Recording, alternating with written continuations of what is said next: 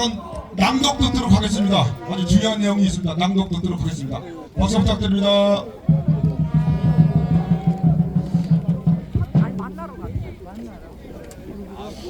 예. 오늘 이렇게 많은 분들께서 와주셔서 정말 다시 한번 진심으로 감사드립니다. 일단은 오늘 오는 길에 제가 사당역 쪽에서 오거든요. 근데 포싸움을 들어갔는데 오늘 발렌타인데이라 조금 계신 분들 조금 초코 케이크랑 조금 나눠 먹으려고 사러 갔는데 거기서 한 어머니께서 여사님께서 이제 커피 8잔을 현장에서 후원을 해주셔가지고 제가 정중히 거절을 드렸어요. 근데 그래서 꼭 해주고 싶다고 나오지 못해서 미안하다고 너무 고맙다고 거기서 이제 제 태극기에 한 모습을 보고 너무 고맙다고 하시면서 후원해 주셔서 받아오려고 조금 늦었습니다. 죄송합니다. 그래서 오늘도 이제 지식적인 면에서 모르시는 부분과 또 아시는 부분은 다시 한번 되짚어 보시라는 의미에서 오늘은 또 장문에 좋은 글을, 지식을, 정보를 전달드리려 합니다. 이제 팩트로 해서 이제 기재가 되어 있지만 이게 지금 포지션을 조금 2타임, 3타임으로 해서 글을 나눠서 읽어드릴 건데요. 커피 한 잔 하시거나 조금 편하게 안정 취하시면서 들어주시면 감사하겠습니다. 첫 번째 글 읽어드리겠습니다. 사악한 이재명의 홍위병들의 헌재는 국민의 분노를 알고 있기는 하는가? 헌법재판소가 윤석열 대통령 탄핵심판 변론을 한 차례 더 하기로 했다. 이로써 탄핵심판 선고 기일은 3월 초가 될 가능성이 커지게 됐다. 윤 대통령 측이 받아들일 가능성은 따져봐야 한다.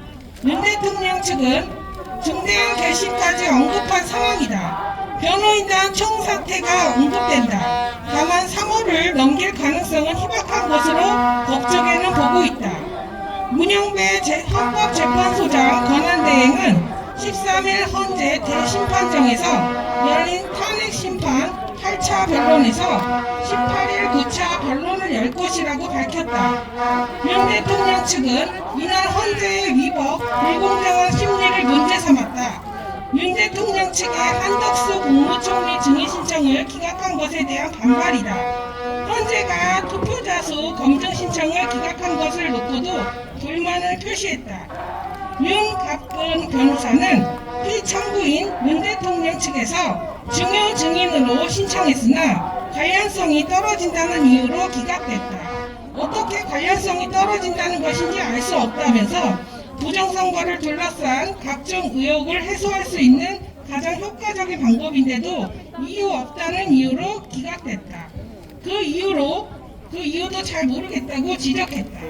문 대행은 이에 대해 피청구인 윤 대통령 측에서 신청한 증인 5명에 대해 내일 평의를 할 예정이라며 평의를 통해 정해지면 알리겠다고 말했다. 행배야 합격하자!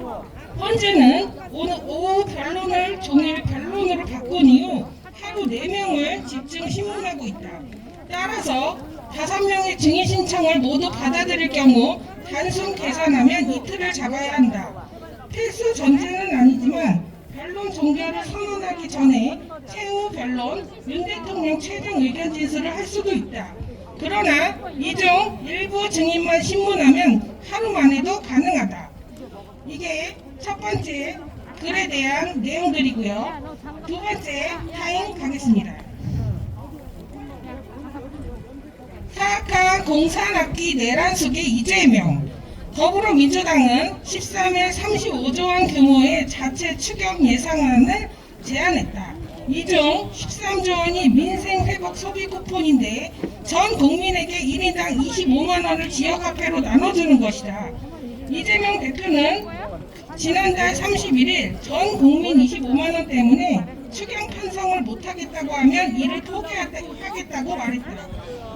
대선용 포퓰리즘으로 비판받았던 민생지원금을 포기하겠다는 공언이었다.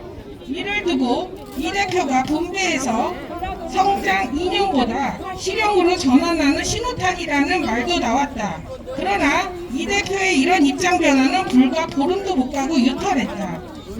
이 대표는 신년 회견에서는 자신의 기본사회 공약에 대해 나누는 문제보다 만들어가는 게 중요하다며 기본소득 정책 재검토를 언급했고, 반도체 특별법의 쟁점이다 주 52시간 예외 허용에 대해서도 전향적으로 판단하겠다고 했다. 몰아서 일하게 해주자는데 왜 안 되냐고 하니 할 말이 없더라며 쐐기를 박는 듯한 발언도 했다. 비상계엄과 탄핵 이후 민주당이 정년군 행세를 하는 것에 대한 반발로 중도층을 중심으로 지지율이 하락하자 이 같은 성장과 실용 노선을 앞세워 지지 기반 확장을 꾀한 것이다. 그러나 이 대표의 이런 실용주의 노선은 의도한 지지율 상승 효과가 나타나지 않자 금세 원점으로 돌아왔다. 자신에게 비판적인 중도층의 지지가 확장하지 않고 오히려 당내 강경파와 민노총 등 핵심 지지층의 반발을 사서 손해를 봤다는 것이다.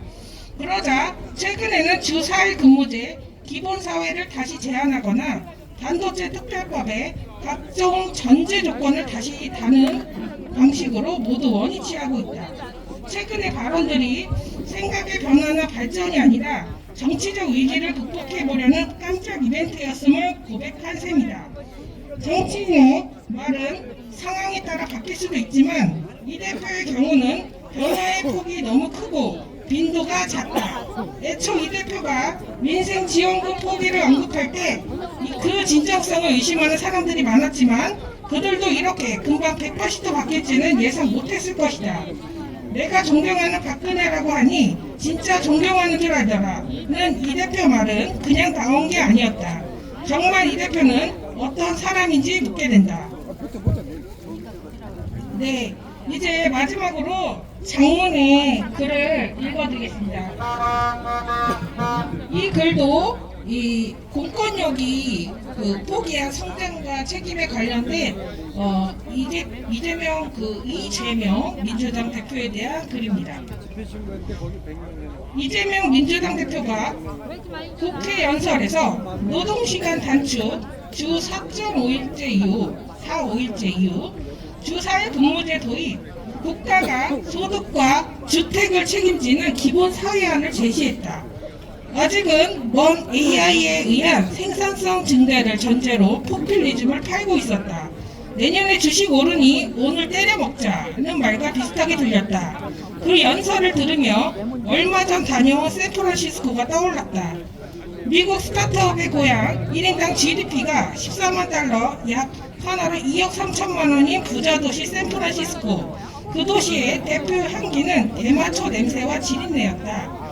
날씨가 온화한 샌프란시스코는 노숙자, 마약쟁이, 도둑이 살기에 최적의 도시다. 미국 캘리포니아주는 상점에 들어가 100만 원짜리 물건을 수십 번 훔쳐도 경범죄로 처리한다. 잡혀봤자